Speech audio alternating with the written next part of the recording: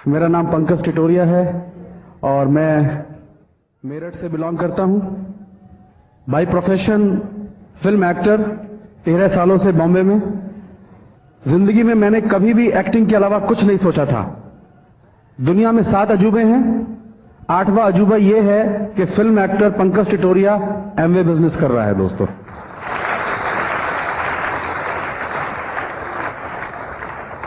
बचपन से एक ही सपना था, फिल्म एक्टर बनना, और फिल्म एक्टर ही बना। आज भी एक्टर हूं, एक्टिंग छोड़ी नहीं है और पार्ट टाइम में हम ये बिजनेस बिल्ड कर रहे हैं। हम ये बिजनेस में कैसे आए आज आपको बताएंगे, क्यों आए वो बताएंगे। उससे पहले मैं चाहूंगा कि आप मेरी बैकबोन, मेरी लाइफ पार्टनर, मेरी सब कुछ, मेरी शक्ति, जिसकी बदौलत मैं आज आपके सामने खड़ा हूं, आप उनको सुने। तो help me welcome Amita Titoria ji. Thank you very much.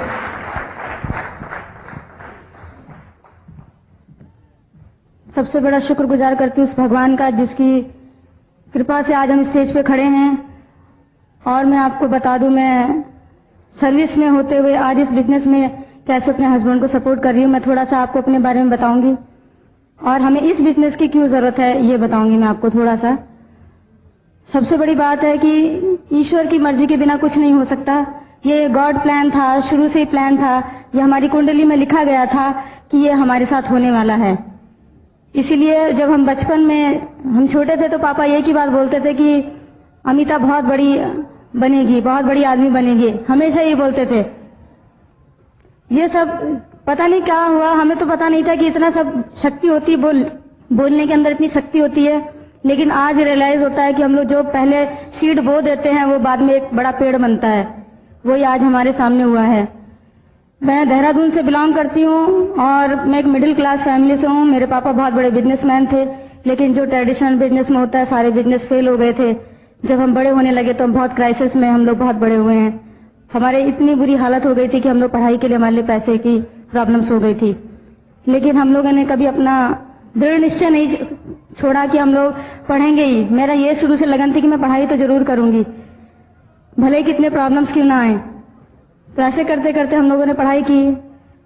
सारा दिन हम लोग काम करते थे, फिर पढ़ाई करते थे, प्राइवेट फॉर्म भर दिया और ऐसे करके हमारी एजुकेशन कंप्लीट हुई। देहरादून से मैंने गढ़वाल यूनिवर्सिटी ग्रेजुएट किया। उसके बाद कंप्यूटर, कार्ड पंचिंग ये सब करके डिप्लोमास लिए और फिर जॉब की तलाश जैसे होता है, जॉब ढूंढने निकले। जॉब ढूंढने से जल्दी मिलता नहीं है तो लाइफ स्ट्रगलफुल थी। जब मैं 12th में थी तो टिटोरिया साहब से मेरी मुलाकात हुई एक फंक्शन में और वहां से हमारी लाइफ थोड़ा चेंज होने लगी, लेकिन स्ट्रगल था साथ में। फिर मैंने इन्हें बोला, हमारी मुलाकात हुई, हमने बोला हम मिलके दोनों एक संसार बनाएंगे और वो संसार भगवान की मर्जी से बनना था।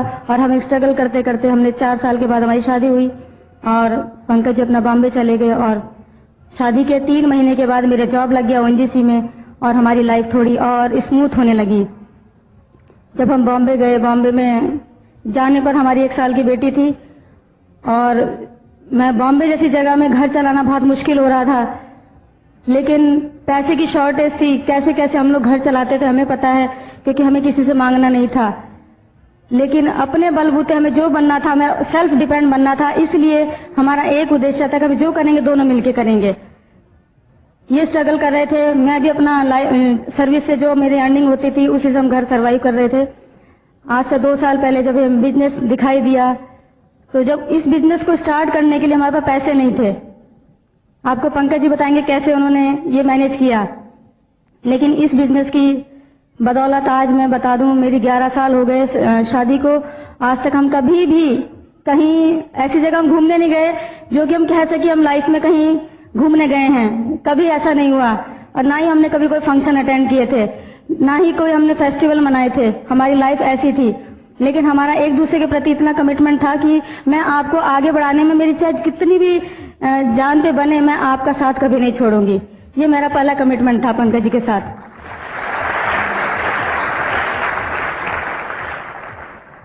हम लोगों ने ऐसे दिन भी देखे हैं कि हमने 1 टाइम सब्जी बनाई और 3 टाइम हमने खाई है, वो दिन भी हमने देखे हैं। बच्चे का, बेटी का बर्थडे होता था और पैसे नहीं होते थे, हमने वो दिन भी देखे हैं। इस बिजनेस की हमें क्यों जरूरत पड़ी? जब हमने देखा तो हमारा इतना विश्वास नहीं था पंकज जी ने बिजनेस देखा तो मुझे बिल्कुल विश्वास नहीं हुआ, क्योंकि कहीं ना कहीं डिग्रियां आड़े आ जाती है, तो मुझे भी लगा कि बिजनेस ठीक नहीं है, कहीं ना कहीं कुछ फ्रॉड है इसमें। मुझे बहुत गुस्सा आया जब ये सुन के आए, लेकिन इन्होंने एक बात बोली, अमिता अक्टूबर में तुम्हें सरप्राइज देने वाला हूं और हम लोग कहीं बाहर जाने वाले हैं घूमने के लिए। मुझे बहुत जोर से हंसी आई। मैंने कहा अब्रॉड, आप तो कभी इंडिया में अंदर नहीं घुमाया, तो अब्रॉड की तो बात ही अलग है। तो मेरे लिए तो एक सरप्राइज चीज थी, बिल्कुल विश्वास नहीं हुआ। लेकिन उसी दिन तब तक इंडिया में बिजनेस लॉन्च नहीं हुआ था, ये अप्रैल की बात है। तो तब ये फरजाना जी के यहाँ पर प्लान देख कर आए और बहुत एक्साइटेड थे, लेकिन वही होता है, अगर हस्बैंड बिजनेस देख ले, वाइफ ना देखे तो एक्साइटमेंट का कोई मजा नहीं आता। वही मेरे साथ हुआ। और पंकज जी ने आके मुझे जब बताया तो मैंने बिल्कुल इधर से सुना, दूसरे कान से निकाल दिया। लेकिन इसी बीच फिर फरजाना मैडम और सुधा जी का फोन आया मेरे पास और बोलने लगी फरजाना जी बोलने लगी, अमिता हमारे घर पे ऐसे ऐसे करके ल्यूरिगन आ रहे हैं और आप आके देखो। तो मैं बिना मन से वहां पर चली गई। बहुत गर्मियां थी और एक कमरे में इतने लोग बैठे हुए थे, खचापच, और सब पसीने में लथपथ थे। तो वहां जाके बैठी, पहले तो सफोकेट होने लगे। और हम लोग जब देखा ल्यूरिगन साहब को, और वो अमेरिका से आए हैं और पायलट रह चुके हैं और एयरफोर्स में रह चुके हैं, मैं बोली अगर ये आदमी अपने पैसे से खर्च करके अगर इंडिया पहुंचे हैं तो कुछ तो जरूर बात है।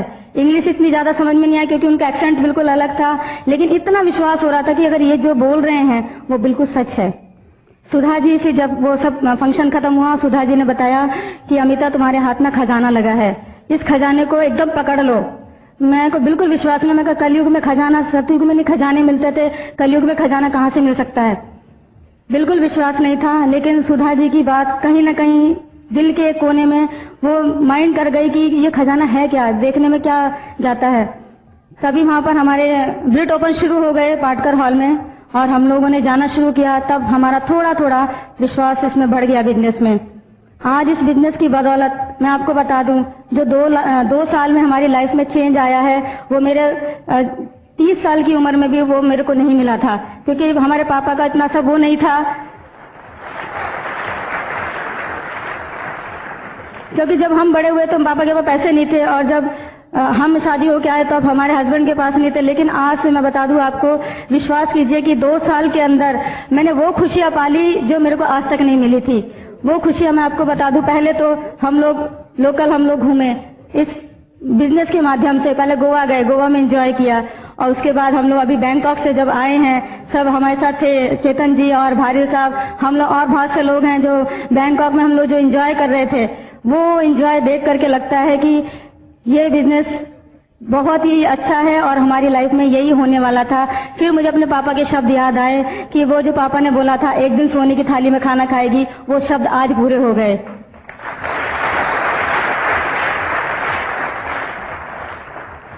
इस बिजनेस में जो हमारी पर्सनैलिटी, पहले मैं एक ऐसी लड़की थी कि ज्यादा किसी से बात नहीं करती थी। अगर कोई मुझसे बात करता था तो मुझे लगता था कहीं ना कहीं इसका कुछ मतलब है, ये नेचर था। क्योंकि मैं कंप्यूटर के सामने बैठती थी तो कंप्यूटर के सामने वैसे बैठने वाले कम बोलते हैं, मेरा वो नेचर था। मैं और मेरा काम, बस इतना मुझे पसंद था। मुझे कोई घर में आ जाए तो ज्यादा टेंशन होने लगती थी, ज्यादा भीड़ हो तो मुझे टेंशन होने लगती थी। लेकिन आज इस सिस्टम में मुझे इतना चेंज कर दिया, मेरी पर्सनैलिटी इतनी चेंज हो गई कि मैं आपको बता नहीं सकती। मेरी इनर ग्रोथ इतनी हुई है इस बिजनेस में।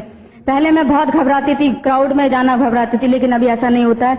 और मैं आपको बता दूं, इस बिजनेस में आने के बाद मेरी जो लाइफ में चेंज आया है, हो सकता है आपकी भी लाइफ में वो आने वाले सालों में इतना चेंज होगा कि आप खुद आके यहाँ पे स्टेज पे बताएंगे कि आप जब फील करेंगे, क्योंकि कोई भी चीज फील की जाती है। आज हम इस खुशी को फील कर रहे हैं, आप भी फील कर सकते हैं।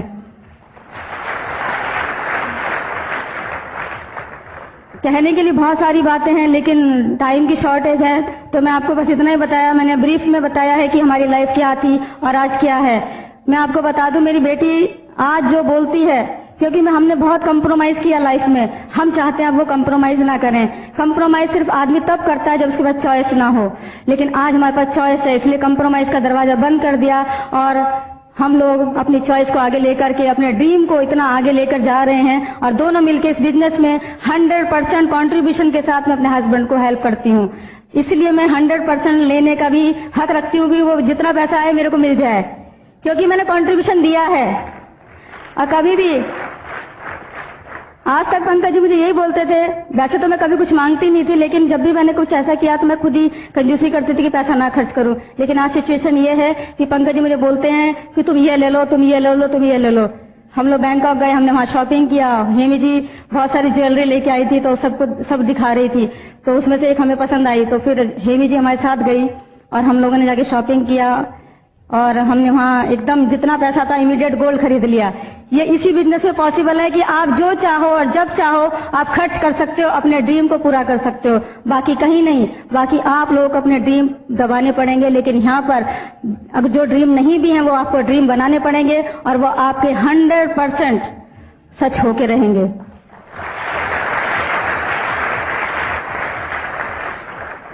अब मैं आपके सामने अपने लाइफ के हीरो और इस बिजनेस में क्राउन एम्बेसडर और सबके दिलों में छाने वाले my husband mister Pankaj Didoria, help me welcome.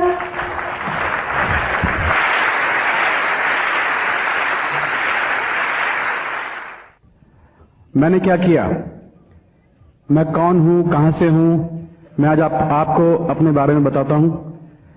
मैं मेरठ में फिल्म बनी थी एक, भारत के लाल, उसमें काम किया और मेरी क्वालिफिकेशन तो आप सब लोग जानते ही हैं। I am highly qualified. मैं MA, BF, TT, IAS हूं। ये डिग्रियां किसी के पास में हैं मुझे तो पता नहीं, सिर्फ मेरे पास में ही हैं। Matric appeared but fail 3 times in all subjects.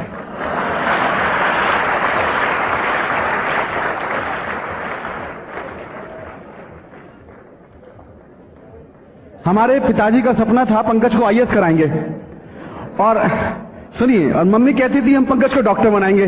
दोनों में झगड़ा होता था और मैं 3 times फेल। लेकिन दोस्तों, आज हमारे मम्मी पापा का सपना पूरा किया ईश्वर ने। कैसे? आज उनका लड़का जो मैट्रिक में 3 बार फेल हुआ, आज हमारे बिजनेस में बहुत बड़े डॉक्टर्स हैं, IAS ऑफिसर हैं। आज मैं उनको टीच करता हूं कि आपको 3% कैसे पहुंचना है।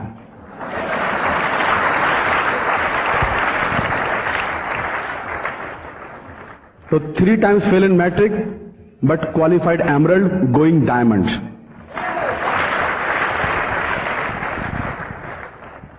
तो पढ़ाई लिखाई तो हमारी ऐसी थी। फिल्म बनी मेरठ में और हमने इप्टा थिएटर ज्वाइन किया। चस्का लग गया एक्टिंग का, और हमारा नाटक देखने के लिए दिल्ली से लाल बहादुर शास्त्री के सुपुत्र हरिकिशन शास्त्री देखने आए थे। उन्होंने कहा, पंकज तुम किस्मत क्यों नहीं आजमाते, अपनी बॉम्बे जाओ, तुम अच्छे एक्टर हो। मैंने कहा, मुझे बॉम्बे में कोई जानता नहीं है। बोले कोई बात नहीं, मैं तुम्हें एक चिट्ठी लिख कर देता हूं। और उन्होंने श्री अमिताभ बच्चन साहब के नाम एक चिट्ठी लिखकर दी, और 19 सितंबर 87 को मैं बॉम्बे आ गया फिल्म एक्टर बनने। एक्टर बनने आया, सोचा था बच्चन साहब की चिट्ठी काम दे देगी, लेकिन काम नहीं मिला। फिर मैंने इप्टा थिएटर ज्वाइन किया बॉम्बे में और वहां नाटक करने शुरू किए। उस समय मैं बहुत हकलाया करता था, मैं बोल भी ठीक से नहीं पाता था, लेकिन मैं एक्टर बनने आया था। मुझे विश्वास था कि मैं एक्टर बन जाऊंगा, क्योंकि मैं कभी भी स्टेज पर नहीं हकलाता था। हमने बहुत स्ट्रगल किया। कभी शूटिंग हुई 2 दिन, 20 दिन खाली, कभी 10 दिन शूटिंग हो रही है तो मुर्गे उड़ रहे हैं और अगले दिन दाल का भी पता नहीं। बहुत बुरा फेस देखा फिल्म लाइन में। फिल्मी दुनिया में ऐसा होता था कि हमारे पास में रहने को जगह नहीं थी। पिताजी ने 3900 रुपये दिए थे कि बस यही पैसे हैं, उसके बाद में कुछ नहीं मिलेगा। वही पैसे थे। हमने बहुत बुरा फेस देखा। खाने को रोटी नहीं होती थी, लेकिन कभी पिताजी से नहीं मांगते थे क्योंकि मां की माली हालत अच्छी नहीं थी। हमारे सामने कोई भी आता था, हमें लगता था काश हमें ये 2 दिन के लिए अपने घर में रहने के लिए जगह दे दे, या हमको ये 2 दिन, ये 2 वक्त का रोटी खिला दे, खाना खिला दे। हमने ऐसा फेस देखा फिल्म लाइन में। धीरे धीरे स्ट्रगल करते करते हमको सीएल मिला, और ये शादी नहीं हो सकती, महायज्ञ, सी हॉक्स, 3 सीरियल टीवी पे चल रहे थे, लेकिन जेब में पैसे नहीं थे दोस्तों। 9.5 लाख रुपया फिल्मी दुनिया में फंसा हुआ था। आजकल होता था, नहीं मिलता था। तभी पता नहीं भगवान का दूत सईम झा, उनका एक फोन आया हमको कि पंकज एक मीटिंग है और तुम्हारी लाइफ चेंज होने वाली है, तुम पहुंचो। मैंने सोचा ये राइटर हैं, शायद इन्होंने मेरे लिए कुछ रोल लिखा है। मैं अपने फोटोग्राफ लेकर वहां पहुंच गया और जहां पहुंचा था तो फरजाना एडम, हमारी ग्रेट अपलाइन, वो प्लान दिखा रही थी। और जैसे उन्होंने बोला कि आज एक बिजनेस मीटिंग है, मैंने अपना माथा ठोक लिया कि कहां मुझे फंसा दिया। मुझे बुलाया था एक्टिंग करने के लिए या बिजनेस दिखाने के लिए? बड़े बेमन से मैंने बिजनेस देखा और बीच बीच में सोचता था कि अब उठ के भागूंगा, लेकिन मैं बहुत दूर बैठा था, उठा नहीं। और किसी तरह से प्लान देखा। प्लान में एक चीज समझ में आई कि इसमें अगर दूसरों की मदद करते हैं तो आपको रॉयल्टी इनकम मिलती है। तो मैंने सोचा, दोस्तों बचपन से मेरे पिताजी के एक संस्कार थे जो मेरे अंदर थे। हमारे पिताजी कहते थे, अगर मरने के बाद भी जिंदा रहना चाहते हो तो दूसरों के काम आओ। तो ये जज्बा लेके मैं फिल्मी दुनिया में गया था और मैंने देखा कोई एक्टर है, इसको काम नहीं मिल रहा, उसको मैंने नंबर दे दिया, उसको काम मिल गया। कोई सिंगर है, उसको बुलाया, नंबर दे दिया प्रोड्यूसर का, उसको काम मिल गया। इस तरह से मैं 13 सालों में 327 लोगों का माध्यम बना फिल्मी दुनिया में। देने वाला तो ईश्वर था, लेकिन धरती पर आकर ईश्वर खुद तो नहीं देता है। तो मैंने सोचा कि मैं ये काम तो फिल्मी दुनिया में कर ही रहा हूं ना, इसमें सिर्फ लोगों को इकट्ठे करना है ना, तो ये तो काम मैं कर सकता हूं। मुझे सिर्फ ये फीलिंग हुई और मैं एक सुधा जी के, फरजाना जी के कहने पर हम एक सेमिनार में गए। लीला एक होटल है बॉम्बे में, वहां गए और वहां जाकर जब बड़े बड़े लोगों को देखा, कांति गाला, राज शाह, मणिपाल जी, इनको देखा कि ये लोग इतने बिजी होने के बाद ये बिजनेस कर रहे हैं, तो हमको लगा कि हमको भी करना चाहिए।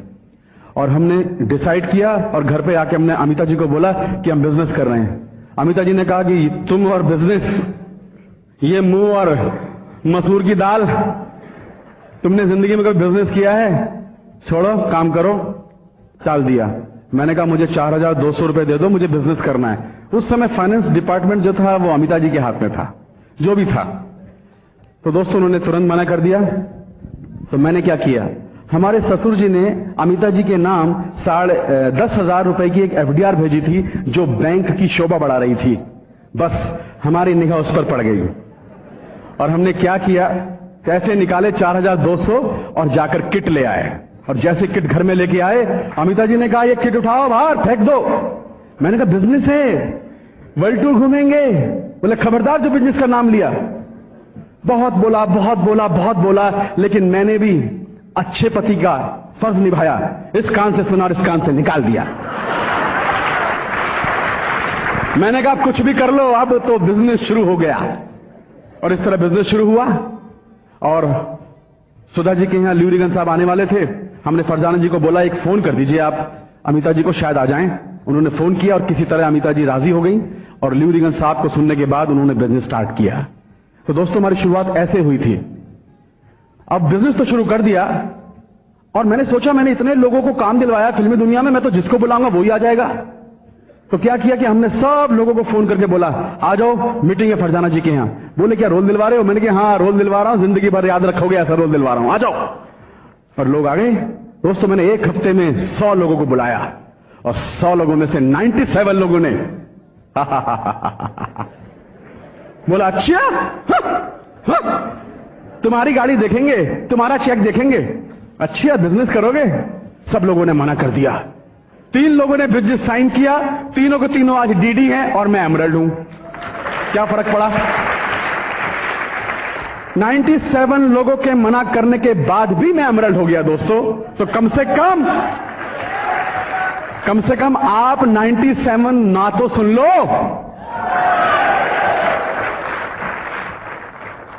तो दोस्तों बिजनेस ऐसे स्टार्ट हुआ मेरा। मैं सोचता था ये आ जाएगा, कोई नहीं आया। उसके बाद हमारे अगले महीने 18 लोगों ने साइन किया। 18 लोगों ने। मैं फूल के कुप्पा की मैं तो क्राउन एम्बेसडर बनने वाला हूं। लेकिन दोस्तों उसी महीने में 16 लोगों ने अपनी किट वापस कर दी। तो दोस्तों जो मेरे साथ हुआ है वो आपके साथ भी अगर हो रहा है तो आप भी जल्दी एमरल्ड बनने वाले हैं। अब क्या हुआ, बिजनेस कैसे करना था? सुधा जी ने बोला पंकज ये कैसेट हैं, ये सुन लो। मैंने कहा ये क्या है? बोले ये इनकी कैसेट है, इनकी कैसेट है, ये कैसेट सुनो, बिजनेस होगा। मैंने कान पे लगाया तो वहां कुछ पल्ले नहीं पड़ता था। मैंने कहा मैं हिंदी भाषी और अंग्रेजी में कैसेट, कुछ समझ में नहीं आया। हमने कहा उठाओ, ये कैसेट वैसेट हमारे काम का नहीं है। बोले मीटिंग में आओ।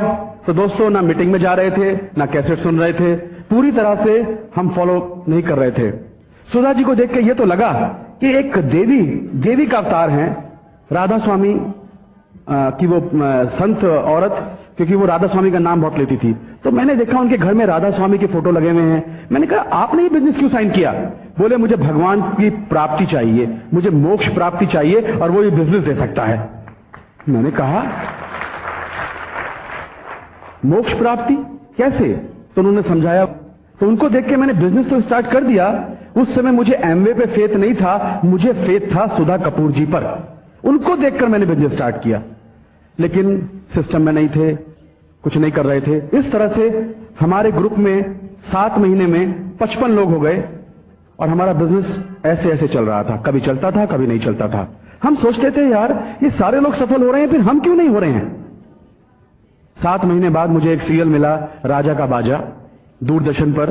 500 एक्टर में से मुझे सेलेक्ट किया गया और दरोगा के रोल के लिए मैं खुश, और मैं जैसलमेर जा रहा था शूटिंग के लिए। 50,000 रुपए पर मंथ, 4 महीने की शूटिंग। उसके बाद जैसे ही सुधा जी को पता चला कि पंकज शूटिंग पे जा रहा है, उन्होंने फोन किया, पंकज तुम शूटिंग पे जा रहे हो? मैंने कहा यस। बोले तुम्हारे 55 लोगों को कौन संभालेगा? मैंने कहा आप है ना संभालने के लिए। बोले पंकज ये तुमको रिलेट करते हैं, हमको रिलेट नहीं करते हैं। जब तुम वापस आओगे तुम्हारे ग्रुप में एक भी आदमी नहीं बचेगा, तुम्हारी सारी मेहनत बेकार चली जाएगी। मैं उस समय 9% पे था। मैंने कहा सुधा जी कुछ भी हो, मैं शूटिंग नहीं छोड़ सकता, मेरा तो एक ही तो सपना है। बोले अच्छा एक काम करो, अमेरिका से पैट कॉफमैन आए हुए हैं, उनसे मिलने चलो। तो मैं, सुधा जी, विनोद जी, फरजाना एडम और हमारे महागुरु सुमित बहादुर एंड तानिया बहादुर जी, हम लोग गए। पैट कॉफमैन साहब अंग्रेजी में बात करते थे, सुमित जी मुझे हिंदी में ट्रांसलेट करके बताते थे। पैट कॉफमैन साहब ने मुझसे एक सवाल पूछा, पंकज एमवे और फिल्म लाइन में से चुनने के लिए बोला जाएगा तो क्या चुनोगे? मैंने कहा फिल्म लाइन। बोले तुम्हारा सपना क्या है जिंदगी में? मैंने कहा दुनिया का सबसे बड़ा जो अवार्ड है ना, ऑस्कर, मुझे वो लेना है। बोले अच्छा। बोले तो वो कैसे मिलेगा? मैंने कहा जब एक अच्छी फिल्म बनेगी, और अच्छा एक्टर तो मैं हुई, इंडस्ट्री का डायरेक्टर अच्छा होगा, राइटर को लूंगा और खुद की फिल्म बनाऊंगा। बोले कितने की फिल्म बनेगी? मैंने कहा करोड़ों का बजट होगा। बोले तुम्हारे पास है इतना पैसा? मैंने कहा है तो नहीं, लेकिन फिल्म लाइन में कमाऊंगा। पैट कॉफमैन साहब ने कहा पंकज अगर तुम्हारे सपने को पूरा करने के लिए हम लोग आपकी मदद करें तो? मैंने कहा कैसे? बोले पंकज अगर तुम सिर्फ 3 से 5 साल के लिए सिर्फ एमवे करो और फिल्म लाइन छोड़ दो तो? मैंने कहा अगर 3 से 5 साल के लिए मैं फिल्म लाइन छोड़ दूं तो 5 साल के बाद मेरे पास क्या होगा? उन्होंने कहा पंकज तुम 5 साल के बाद ऐसी फिल्म बना सकते हो जो तुम चाहते हो, इंडस्ट्री के किसी राइटर को साइन कर सकते हो, डायरेक्टर अच्छा ले सकते हो, बेस्ट एक्ट कर सकते हो और तुम्हारा ऑस्कर का सपना पूरा हो सकता है। दोस्तों मुझे पैट कॉफमैन के ऊपर विश्वास नहीं था, क्योंकि मैं तो पहली बार मिल रहा था। लेकिन सुधा जी ने कहा पंकज हम इनके घर जा चुके हैं। मैंने कहा अच्छा ये आदमी की इनकम क्या है? जब उन्होंने मुझे इनकम बताई कान में कि ये इतना कमाते हैं पर मंथ, मैंने कहा सच्ची? बोले मुच्ची। उन्होंने कहा पंकज ये सच है? मैंने कहा इतने में तो 10 फिल्में बन सकती हैं। दोस्तों उस दिन था 14 दिसंबर, 7 महीने से बिजनेस में था, 9% पे था। उस दिन विश्वास हुआ पैट कॉफमैन को देखकर, सुधा जी पर देखकर, और ये डिसाइड किया कि 5 साल तक सिर्फ एमवे करूंगा और कुछ नहीं करूंगा। और आज आपके सामने एमरल्ड हूं।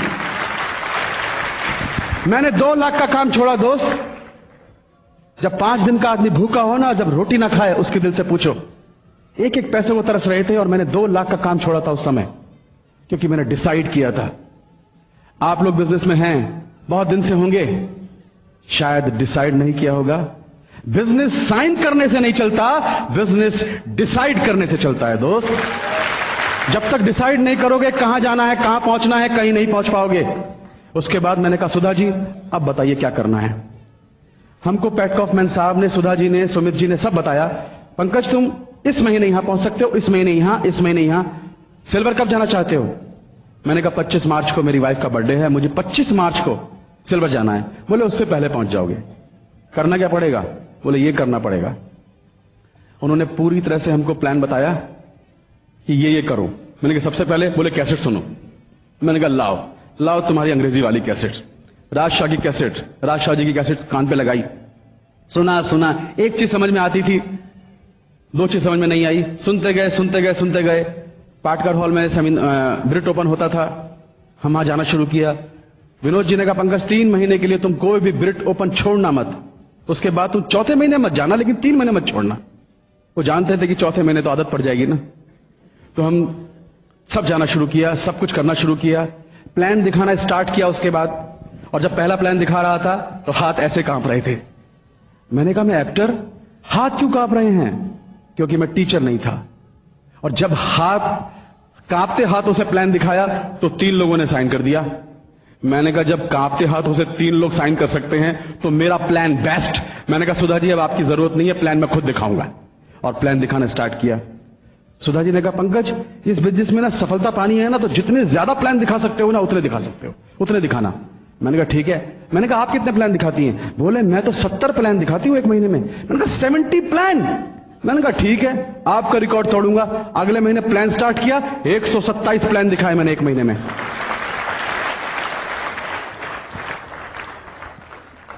अब दोस्त, ये जो मैंने डिसाइड किया उसके पीछे जो कारण था, आज मैं आपके सामने जो एमरल्ड हूं, कैसे एमरल्ड हुआ, क्यों एमरल्ड हुआ, कौन सी ताकत काम कर रही थी उसके पीछे। ब्रिट वर्ल्ड वाइड की ताकत उस समय नहीं थी, वो तो बाद में ताकत मिली। उसने तो हेल्प किया मुझे मेरे ड्रीम पूरा करने के लिए, लेकिन सबसे पहले ड्रीम्स। आज मैं आपको बताऊंगा कि पंकज टिटोरिया 2 साल में एमरल्ड कैसे हुए। आज आपने पंकज का गेम देखा है, मेरा फाइनल प्रोडक्ट देख रहे हैं आप कि पंकज एमरल्ड हो गए, लेकिन पंकज एमरल्ड कैसे हुआ, मेरा पेन नहीं देखा। आज मैं आपको अपना पेन बताऊंगा कि मैं एमरल्ड कैसे हुआ। सुधा कपूर जी ने मुझसे एक सवाल पूछा, पंकज तुम्हारे जिंदगी में सपने क्या क्या हैं? मैंने कहा बहुत बड़ी लिस्ट है। बोले मुझे सब बता दो और कागज पर लिख दो, एक चीज भी मत छुपाना। जिस तरह से मरीज डॉक्टर से कुछ नहीं छुपाता, तुम मुझसे कुछ मत छुपाना, मुझे बताओ, मैं तुम्हें बताऊंगी कि वो कैसे अचीव हो सकता है। तो मैंने कहा सुधा जी तो सबसे पहला मेरा सपना है, मेरे ऊपर 5.5 लाख का कर्जा है। दोस्तों मेरे ऊपर 5.5 लाख का कर्जा था। मेरे पिताजी LIC में DM थे और रिटायरमेंट से पहले पिताजी बीमार हो गए थे। पिताजी की बीमारी में हमारा बहुत सारा पैसा खर्चा हुआ। मेरठ का मकान बिक गया था। पिताजी का सपनों का मंदिर जो उन्होंने खड़े होकर बनवाया था वो 6 लाख में बिक गया था। हमारी 4 बहनों की शादी के लिए हमें अपने बड़े जीजाजी से कर्जा लेना पड़ा था, तो वो कर्जा हमारे सर पे था। हमने कहा हमें कर्जा उतारना है। बोले लिख दो, हमने वो भी लिख दिया। Number 2 burning desire. मेरी छोटी बहन गाजियाबाद में थी, उन्होंने लव मैरिज की थी। उनके हस्बैंड CRPF में थे, उनका जॉब नहीं था। हमने 70,000 रुपए लगाकर उनको एक रेडीमेड गारमेंट का बिजनेस करवाया था, वो फ्लॉप हो गया था। मेरी छोटी बहन बहुत दुखी थी। मैंने कहा सबसे पहले मैं अपनी छोटी बहन को फाइनेंशियल फ्रीडम देना चाहता हूं। बोले लिख दो, वो भी लिख दिया। तीसरी बर्निंग डिजायर, अमिता जी शादी से पहले, हमारी लव मैरिज है, पेस्ट कंट्रोल के ऑफिस में काम करती थी और 1200 रुपए मिलते थे उनको, और 1000 रुपए मुझे वो बॉम्बे भेजा करती थी। और मैं उन दिनों VT स्टेशन पर फुटपाथ पर सामान बेचा करता था और गोरेगांव ईस्ट में स्कूटर कॉलोनी में झोपड़पट्टी में रहता था मैं। तो अमिता जी ने मेरे लाइफ में बहुत बड़ा रोल प्ले किया। तो मैंने कहा देखिए अमिता जी ने मुझे आज मेरे साथ ऐसा किया है। उसके बाद हमारी शादी हुई, फिर अमिता जी ने ट्रांसफर लिया ONGC में, और इस तरह से हमारे बच्चे 7 साल 8 साल बेबी सिटिंग में पले। तो मैंने कहा मैं नहीं चाहता कि मेरे बच्चे बेबी सिटिंग में पलें, मैं चाहता हूं कि मेरे बच्चे उसकी मां के हाथ में पलें। मैं चाहता हूं मेरी वाइफ जॉब ना करे। शादी के 8 सालों के बाद आप यकीन कीजिएगा मैंने अपनी वाइफ को, अमिता जी को, साड़ी तो बहुत दूर की बात है, एक रुमाल भी खरीद कर नहीं दिया था। दोस्त मेरी वाइफ हमेशा कहती थी कि मुझे तुम चिंता मत करो, मेरे लिए एक चीज बहुत कीमती है, तुम मुझे वो दे दो सिर्फ। और वो मुझसे सिर्फ हमेशा बिंदी का पत्ता मांगा करती थी और मैं सिर्फ उनको बिंदी लाके देता था। तो हमने कहा कुछ ऐसा कर दो कि हम अपनी पत्नी के सपने पूरे कर सकें। हमें उनको जॉब नहीं करवाना है। बोले लिख दो तुम्हें कब छुड़वाना है, लिख दो। दोस्तों मैंने ऐसा दिन देखा है फिल्मी दुनिया में, सीरियल टीवी पे चल रहा है, मेन विलन, और मेरी बिटिया का बर्थडे है और उसका केक काटने के लिए मेरे पास 50 रुपए नहीं है। मैंने वो दिन देखा है। हमारे बच्चों को हमने बहुत चीजों के लिए मना किया, नहीं बेटे तुम्हें नहीं मिल सकता, तो हमारा दिल बहुत दुखता था। तो हमने कहा कि हमें फाइनेंशियल फ्रीडम चाहिए। बोले लिख दो सब कुछ क्या चाहिए। हमारे बड़े ब्रदर मेरठ में टैक्सी ड्राइवर, उनके 4 बच्चे, हम उनको फाइनेंशियल फ्रीडम देना चाहते थे, हमने वो भी लिख दिया। मेरी वाइफ कहती है कि मैं अपने घर का बेटा हूं, हमारे 2 ब्रदर हैं, हम उनको सेटल करना चाहते हैं, हमने वो भी लिख दिया। हमारा मेरठ का मकान जो 6 लाख का बिक गया था, अगर पिताजी जिंदा होते तो कभी नहीं बिकने देते। आज उस मकान में कोई और रहता है। मैं चाहता हूं वो मकान मुझे वापस लेना है, मैंने वो भी लिख दिया कि एट एनी कॉस्ट मुझे वापस खरीदना है। फिल्मी दुनिया में मैंने वो दिन देखा, मैं 3 दिन का भूखा था, मेरे पास खाने को पैसा नहीं था, और मैं गोरे गांव से और मैरिल लाइंस गया था चल के, मैरिल लाइंस, और एक आदमी को जाकर, एक प्रेस वाला था सिराज, उसको जाके बोला था कि मैं मर जाऊंगा अगर मैंने खाना नहीं खाया। वो आदमी मुझे ले गया चर्चगेट पर, और भिखारियों की कतार में खड़ा होकर उसने मुझे 13 आदमियों के बीच में मैंने खाना खाया था। वो दिन मेरे याद था। मैंने कहा वो दिन मुझे नहीं देखना है। दोस्तों जैसे बिल्ली चूहे को दबोचती है ना, मैंने इस बिजनेस को ऐसे दबोच लिया था कि अब नहीं छोड़ूंगा। यही वो बिजनेस है जो मुझे मेरे सपने को पूरा कर सकता है। तो हमने वो सारी चीजें वो सब कागज पे लिख दी और दीवार पे चिपका दी। मैंने कहा सुधा जी ने बोला है ना, इसका मतलब 100% पूरा होगा। और आज 2 साल हुए हैं, आज सब कुछ पूरा हुआ। आज हमारे पास 5.5 लाख का कर्जा नहीं है, आज हम फाइनेंशियल फ्री हैं। आज हमारी छोटी बहन 15% पर है, उनसे बड़ी सिस्टर LIC में ऑफिसर हैं, वो इस महीने 12% जा रही हैं। उनसे बड़ी सिस्टर शादरे में हैं, आज वो 15% पर हैं, और हमारी बड़ी सिस्टर वो मॉडल टाउन में दिल्ली में सिल्वर हैं। दोस्तों इस बिजनेस में 50 रुपए का केक काटने के लिए पैसे नहीं थे एक दिन, आज 2 लाख का केक काट सकता हूं अपनी बिटिया के लिए, इसलिए बिजनेस किया। अमिता जी को बहुत मना किया मैंने चीजों के लिए, अब नहीं मना करता हूं। जब भी बोलती है ले लूं ले लो, ये ले लूं ले लो, मैंने कसम खाई है कभी मना नहीं करूंगा जिंदगी में, इसीलिए बिजनेस को बिल्ड कर रहा हूं। जिस आदमी ने ज्यादा दुख देखे होंगे वो इस बिजनेस में जल्दी डायमंड बनेगा। दोस्तों 100% सच है।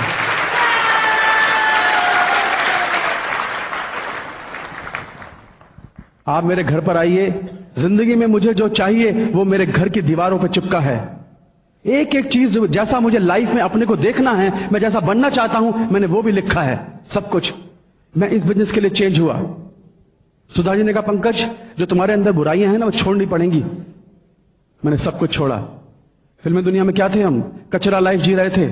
शूटिंग के बाद एक ही काम होता था, चलो बैठते हैं, बंबई का पैट डायलॉग, बैठते हैं। क्या बैठते थे, दारू पीते थे, सिगरेट पीते थे, झूठ बोलते थे, अकाउंटेबल तो पता ही नहीं था क्या वर्ड होता है। गोरे गांव से जो हम जाते थे चर्चगेट, WT सफर करते थे लोकल ट्रेन में, पकड़े गए तो 52 रुपए दे देंगे, सब कुछ करते थे। लेकिन आज 2 साल हो गए दोस्तों, दारू छोड़ दी, सिगरेट छोड़ दी, आज ईमानदार हूं दोस्तों, because of Brit world wide, Brit system. तो मैं सीखने को तैयार था। जो आदमी चेंज होने को तैयार है, सीखने को तैयार है, अपनी गंदी आदतें छोड़ने को तैयार है, उसके लिए बिजनेस है। एक एक सपना आज हमारा पूरा हुआ है। आज हमारे बड़े ब्रदर भी मेरठ में जो हैं वो भी इस बिजनेस में हैं। आज हमारे 2 ब्रदर इन लॉ हैं, वो भी 12% पर 15% पर हैं। आज खुशियों का ढेर लग गया है हमारे घर में। आज जो खुशियां हमको मिली हैं दोस्तों, हम चाहते हैं कि जो इस हॉल में हमें सुन रहा है वो सब ये खुशियां आपको भी मिलें, सब जो आज हमको मिली हैं। तो इसके पीछे, एमरल्ड बनने के पीछे हमारी ताकत थी हमारे सपने। हमारी सिस्टर कहती थी भैया भैया दूज आ गया, रक्षाबंधन आ गई, आ जाओ राखी बांधनी है। हम झूठ बोलते थे कि हम शूटिंग पे ऊटी जा रहे हैं। ऊटी नहीं जाते थे, बॉम्बे में थे, लेकिन बहनों को देने के लिए हमारे पास कुछ नहीं था, इसलिए हमने ये बिजनेस को बिल्ड किया। आज कसम खाइए कि अपनी भांजियों की शादी में एक एक गाड़ियां देंगे। अब दे सकते हैं, कुछ भी कर सकते हैं। मेरा बचपन से सपना था कि मुझे ऑस्कर लेना है। 100% पूरा होगा। जब मैं डॉक्टर ने कहा पंकज तुम स्कूटर मत चलाओ, हमारी वाइफ ने 92 में हमें बजाज चेतक दिया था स्कूटर, हम उस पर स्ट्रगल करते थे, हमारे पास गाड़ी नहीं थी। आज हमने गाड़ी भी ले ली, आज सब कुछ है, लेकिन उस समय नहीं था। लेकिन ये विश्वास था कि हम ये सपने पूरे कर लेंगे। हम 40-40 किलोमीटर स्कूटर पे जाते थे, कभी ऐसे बैठते थे टेढ़े होकर, कभी ऐसे बैठते थे। और जब रात को 12-1 बजे प्लान दिखा के वापस आ रहे होते थे ना, तो भगवान से पूछता था, भगवान तू देख रहा है मैं मेहनत कर रहा हूं, मुझे सफलता मिलेगी। ऊपर से आवाज आती थी, तू डायमंड बनेगा, चिंता मत करना, यही करता जाना। भगवान की शक्ति हमारे साथ थी, भगवान के ऊपर विश्वास था कि जो हम कर रहे हैं ना वो हमें मिलेगा। तो मेरे सपने थे मेरे पीछे। अगर आपके सपने भी दीवार पर चिपके हैं तो आपको भी वो सब मिल सकता है। हमको इस बिजनेस से पता चला कि सपने दीवार पर लिखने से, रोजाना देखने से पूरे होते हैं। तो मैंने डिसाइड किया दोस्तों, आज जो लोग डिसाइड कर लेंगे उन्हीं के लिए बिजनेस है। जब तक डिसाइड नहीं करेंगे कुछ नहीं मिलेगा। माइंडसेट, ये बिजनेस आपके लिए क्यों जरूरी है, ये तो मैंने अपने लिए बताया। ये तो मेरे सपने हैं, मुझे नहीं पता आपके सपने क्या हैं, मुझे आपके सपने नहीं पता। आप अपने सपने निकालिए, लेकिन हम ये बिजनेस क्यों करें? हम तो बहुत बिजी हैं। बिजी हो? हां, क्या करते हो? 6,000 रुपए मिलते हैं, आप 6,000 रुपए कमाने में बहुत बिजी हैं। आपके पास ये बिजनेस बिल्ड करने का समय नहीं है। आप 6,000 रुपए कमाने में इतने बिजी हैं, आपको 1 लाख रुपए कमाने का समय नहीं है। आप 6,000 रुपए कमाने में इतने बिजी हैं, आपको अपनी मम्मी पापा के पास जाने का समय नहीं है। आपके मम्मी पापा गांव में रहते हैं, आप शहर में रहते हैं, 3 साल मिले हो गए हैं, कब जाएंगे मिलने के लिए? कब जाओगे? आपके पास समय नहीं है। आप 6,000 रुपए कमाने में इतने बिजी हैं कि आपको यह समय नहीं है कि आपका बच्चा कौन सी क्लास में पढ़ता है, आपका बच्चा कौन से सब्जेक्ट में वीक है। कहां बिजी हैं आप? आपके पास दो मिनट अपनी मां के पैर दबाने का समय नहीं है। आपने शादी फैक्ट्री से की थी या अपनी वाइफ से की थी? कहां बिजी हैं आप? तो बहाने मत बनाइए दोस्त, जहां बिजी है ना बहुत महान काम नहीं कर रहे हो। आपको यह समय नहीं है कि आपके बच्चे को क्या चाहिए, आपकी वाइफ की डिमांड क्या है, और आप बिजी हैं। आज के बाद मत बोलना कि मैं बिजी हूं। आपके जो माइंड सेट है ना, जब तक माइंड सेट नहीं तोड़ोगे तब तक कुछ समझ में नहीं आएगा। माइंड सेट क्या है? एक हाथी होता है और हाथी को एक छोटी सी जंजीर से ऐसे बांध देते हैं, और महावत उसको बांधता है एक जंजीर से, और उसके माइंड में ये बैठा देता है कि तुझको बांध रखा है, और वो बंधा रहता है, बंधा रहता है। और वही महावत उस हाथी को खोलकर जंगल में जाकर बड़ी बड़ी लकड़ियां उठवाता है, बड़े बड़े पत्थर तोड़वाता है उससे। उसको उसकी ताकत का अंदाजा नहीं है, और उसकी ताकत उसको यूज कर रहा महावत। सेम हाल आपका है, हमारा था। हम बिजी थे। किस जगह बिजी थे? आपने इतनी बड़ी बड़ी डिग्रियां ली, मैकेनिकल इंजीनियर, केमिकल इंजीनियर, इतनी पढ़ाई लिखाई की, और आपको 6,000, 5,000, 7,000, 8,000, 10,000 से ऐसा बांध दिया है कि आपको सिर्फ वही दिखता है। आप काम करते हैं, अरे आपको जो आज मिलता है, क्या आप उतने के लायक थे या उससे ज्यादा के लायक थे? बताइए। ज्यादा मिलना चाहिए था ना, लेकिन नहीं, आपको 6,000, 10,000 से ऐसा बांध रखा है आपके बॉस ने कि सारी जिंदगी काम करो, और उसके बाद में फिर आपकी वो टांग बांध रखी है, कभी भी आपको छुटकारा नहीं मिलेगा। और यही आपके बॉस, यही लोग बड़ी बड़ी कंपनियां चला रहे हैं, आपकी ताकत यूज कर रहे हैं, और आपके सामने सिर्फ 6,000, 8,000, 10,000 फेंक रहे हैं, और आप उसी में खुश हो जाते हैं। माइंड सेट, क्योंकि बचपन से हमें सिखाया गया है कि तुम पढ़ो लिखो जॉब करो, पढ़ो लिखो जॉब करो, तो आप जॉब कर रहे हैं। कभी आपके माइंड में बैठाया था कि तुम 2 लाख रुपए कमा सकते हो? मुझे नहीं सिखाया कभी किसी ने, हमारे मां बाप ने, कि तुम 2 लाख कमा सकते हो, 3 लाख कमा सकते हो। तो माइंड में 2 लाख की पिक्चर बैठती नहीं है।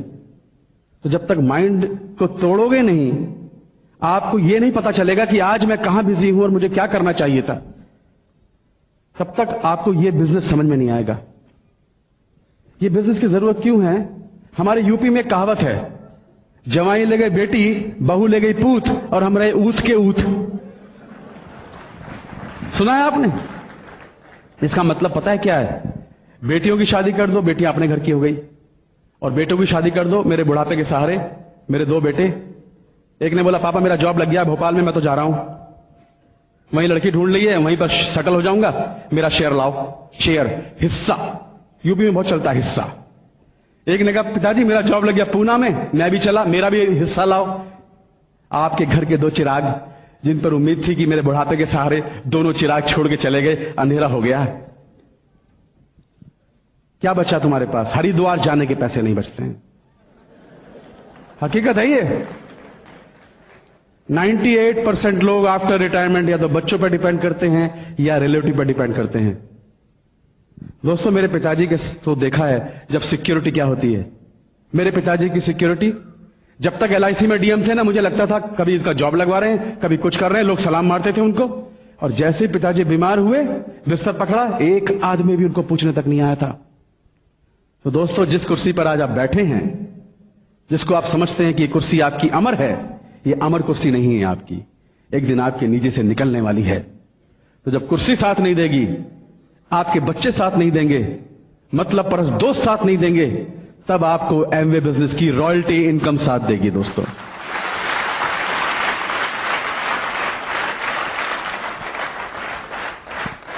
दुनिया के किसी बिजनेस में मैंने ऐसी सिक्योरिटी नहीं देखी। 13 साल फिल्मी दुनिया में काम किया, आज मुझे कुछ हो जाए तो क्या मेरे बच्चे को कोई इनकम आएगी? आएगी? नो। मेरी जगह मेरी वाइफ काम कर सकती है एक्टिंग? नहीं कर सकती। क्या होगा? ये सोच सोच के कांप जाता था कि कल को क्या होगा। फिल्मी दुनिया में बर्बाद ज्यादा हुए, आबाद बहुत कम लोग हुए हैं। मैं नहीं चाहता था बर्बाद होना, इसलिए मैंने इस बिजनेस को देखा और इमीडिएटली इसको लिया। आपके पास कोई सिक्योरिटी नहीं है। आपके जॉब में सिक्योरिटी है, लेकिन आपके अंदर क्या सिक्योरिटी है? जरा सी देर में आपका पैर गए, रात को सोए, सुबह उठे पता नहीं, सुबह निकले रात को पहुंचेंगे पता नहीं। क्या सिक्योरिटी है? है सिक्योरिटी किसी के पास?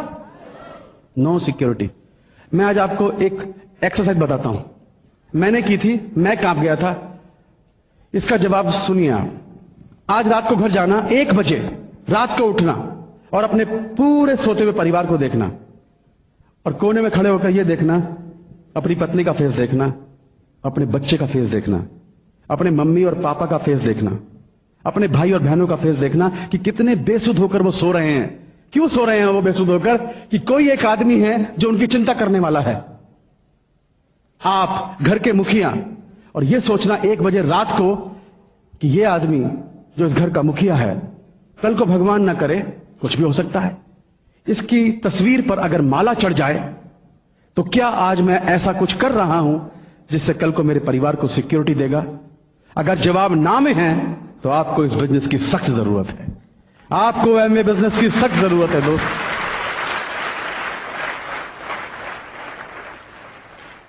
आप जाकर सोचना, घर जाकर, जब तक आप सोचेंगे नहीं ना, आपको समझ में नहीं आएगा। आज बड़े बड़े डॉक्टर्स, इंजीनियर्स, IAS ऑफिसर, सब लोग ये बिजनेस में हैं। क्यों आए हैं? क्योंकि उनके पास सिक्योरिटी कुछ नहीं है। जरा सी देर में कुछ भी हो सकता है। 5,000 रुपए पर मंथ मिलते हैं, पर एपिसोड मिलते हैं मुझे। शूटिंग से रात को लौटते समय अगर कुछ हो जाए मुझे, क्या होगा? सब बर्बाद हो जाएगा। कहां गया अच्छा एक्टर? 17 साल का इप्टा का थिएटर एक्सपीरियंस कहां गया? आप बड़ी बड़ी डिग्रियां लेके बैठे हैं, बहुत डिग्रियां हैं, भगवान आपको और डिग्रियां दें, लेकिन उन डिग्रियों से आपको सिक्योरिटी आपके परिवार को नहीं मिल सकती।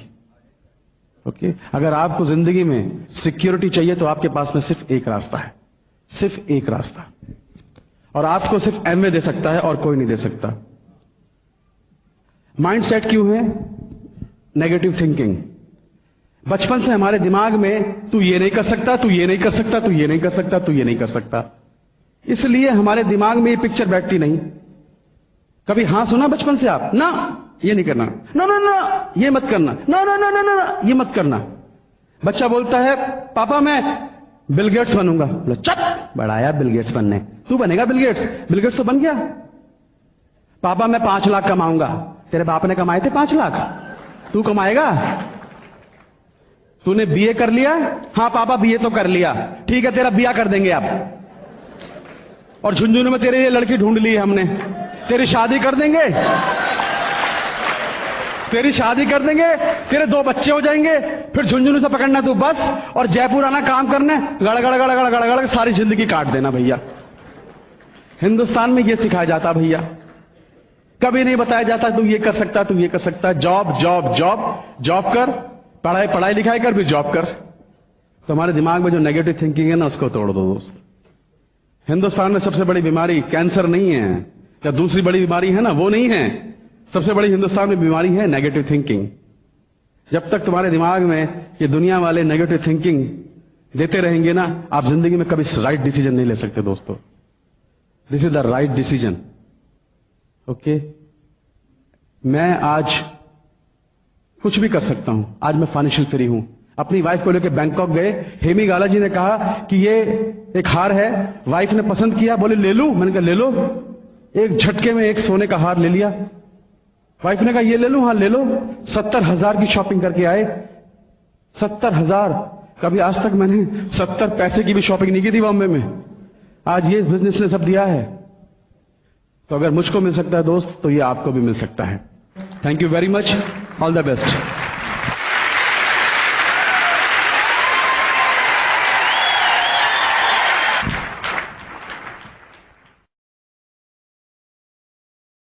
While the techniques and approaches suggested may have worked for others, no one can guarantee that they will work for you. We hope, however, that the ideas presented here will assist you in developing a strong and profitable business. This product has been produced independently of any other corporate entity.